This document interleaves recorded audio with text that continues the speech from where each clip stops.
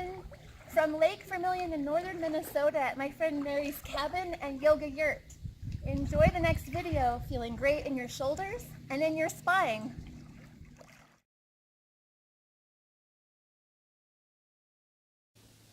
For this practice, it will require any sort of ball about this size. So I have this ball that's made by Tune Up Fitness. There's another great one made by OPTP.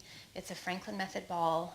But honestly, if you have a soccer ball, basketball, a beach ball would even be better. Anything that's maybe a little larger in size.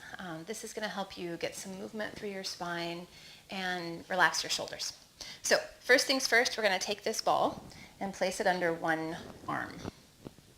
And ta-da, that's the whole exercise. This is it. You're just going to hang out here with the ball under your arm, making sure it's not too high, so you're not holding your shoulder up, and it's not too low where you're having to squish your arm toward you to keep it in space. So you're just relaxed with your arm resting on the ball. And phase one, we're just going to breathe as if feeling the lungs and the ribs expand into the ball, and then release away from the ball on exhale.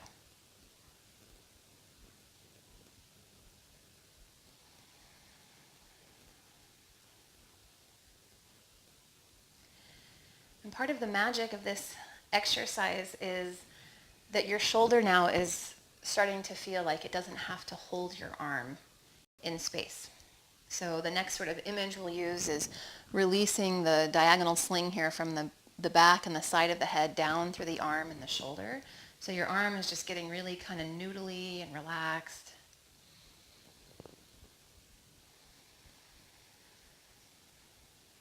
Now that piece can take a little time. So if you're still working there and you're thinking, okay, I'm not totally relaxed yet in my arm, stay there, breathe with it. Imagine that release down the shoulder. The next piece I'll offer you is a bit of a side bend. So we're going to keep both arms really relaxed. We're going to bend toward the ball. And I'll give you all sorts of ways to think about this that might make it a little bit more relaxed and more enjoyable. So we're going to find this kind of groove. You can bend and then come back to center. So of course, breath, you can exhale to bend and inhale to come back up.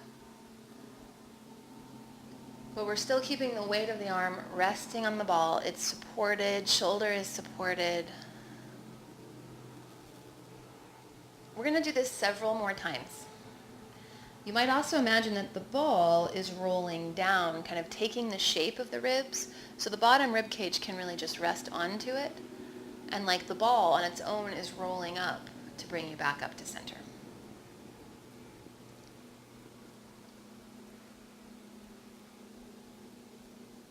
And you can explore, with a little bend to your knees, you can explore whether you want to try that little side bend more toward the back or more toward the front, right? Which would be kind of like a floppy, noodly kind of rag doll. From the front, it'd be kind of like this. Last piece I'm going to mention is your head. So see that you can let your head be moved. So I imagine that it's almost like you're following the ball, the head follows. And as you come back up, let the head be the last piece to come up. And you can find this groove with it and stay with the side bend. Another nice piece that I really like is to hold. And I'm in my side bend maybe like 50% of what I could actually do. So I know I can just relax and focus on this bottom shoulder. I can let the top arm float up. And I'm not reaching with the top arm. I'm just letting the weight of the arm as if be supported by the ball.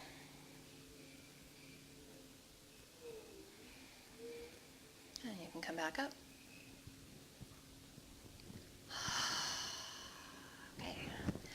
Compare, contrast, notice the feel of your ribs and your waist, the feel of your breathing. And of course, like we do in the Franklin method, we always see if if this had some sort of impact side to side. So if I bend to the side that I just practiced, I can notice how that feels and compare that to the opposite side. I'm sure you can see the difference. It feels very kind of sticky going in the second direction. It feels very open going in the first. So let's change sides, and you can place your ball underneath your arm. So like I mentioned on the first side, you find a position where you can really rest the weight of your arm, your shoulder is relaxed, your arm is like filled with sand, right? And you can focus on relaxing really from that whole sling from the back of the head out through neck, shoulder, arm. A little bend to your knees will help. And some days when it's kind of particularly necessary, if you feel you have a lot of shoulder tension, you might just do this and kind of walk around your house and let the shoulder relax. That can take some time. So this phase can take a few minutes. You're welcome to stay here breathing as if into the ball. When you're ready to find that side sway, on an exhalation you can bend, and on inhalation, stack back up.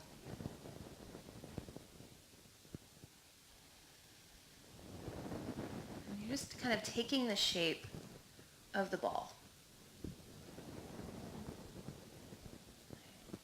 This can be a real game changer even for some of the most, well-practiced yogis who possibly have a pattern in side bending of just shifting their ribs, right? So if I'm used to just shifting my ribs over when I bend, I'm not really getting as much side bend as is possible for my body. I'm sort of cutting off the top and the bottom.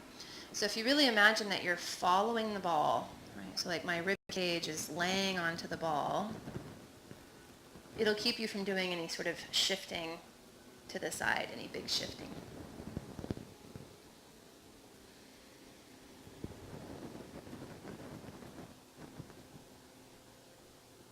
And of course, letting your head follow, so it's like your head is being moved by that sway side to side. And the other pieces we explored on the first side, you can definitely put in here. So you might experiment with, today, does it feel a little better to go maybe a millimeter back? And when I say back, I'm trying not to just bring my pelvis forward. So really tiny motion, just like a really gentle backward sway. Some days that will open up maybe where you need it in the front, or you can maybe bend a little bit to the front, get kind of noodly, ragdoll.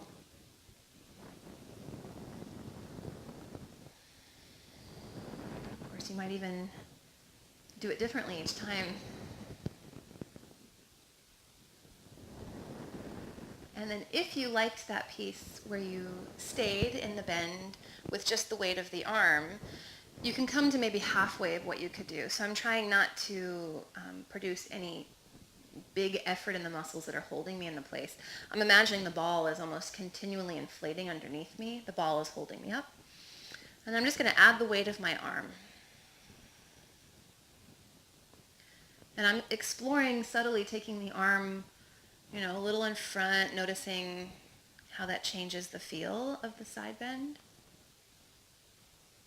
Staying very relaxed in your bottom shoulder, even as you come back up.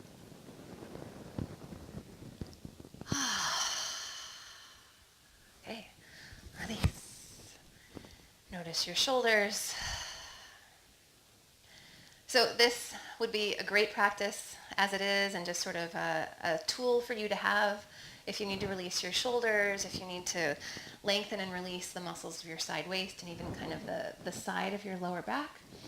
Of course, you can continue on and try another video. But thanks for trying it out. See you soon.